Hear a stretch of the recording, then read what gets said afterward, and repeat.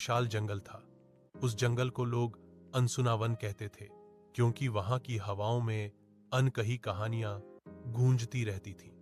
पेड़ों की सरसराहट मानो किसी गहरे रहस्य को छुपा रही हो। जंगल में छोटे बड़े असंख्य जीव रहते थे, हिरण, हाथी, पक्षी, बंदर और भी कई।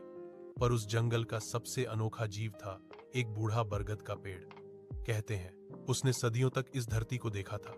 वह पेड़ हर प्राणी को अपनी छाया देता और उसकी शाखाओं पर बैठकर पक्षी अपने गीत गाते।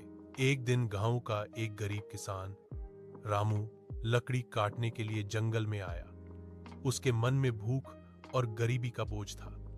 उसने बरगद के पेड़ को देखा और कुल्हाड़ी उठाई। तभी अचानक हवा तेज हुई और पेड़ से गहरी आवाज आई, रामू, मुझे मत काटो, मैं तुम्हें वह दूंगा जिसकी तुम्हें सच में जरूरत है।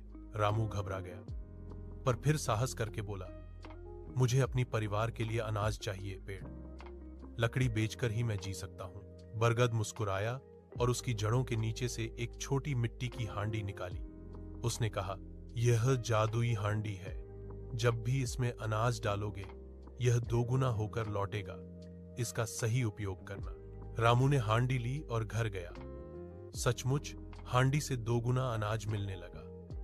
परिवार भूखा नहीं रहा। धीरे धीरे वह गांव का सबसे दयालु और संपन्न किसान बन गया। रामू ने कभी पेड़ की बात नहीं भुलाई। वह हर साल बरगद के पास जाकर धन्यवाद करता और जंगल के प्राणियों को अनाज खिलाता। धीरे धीरे पूरा गांव जंगल की रक्षा करने लगा। किसी ने पेड़ नहीं काटा, किसी ने जानवरों को नहीं मारा। कुछ सालों बाद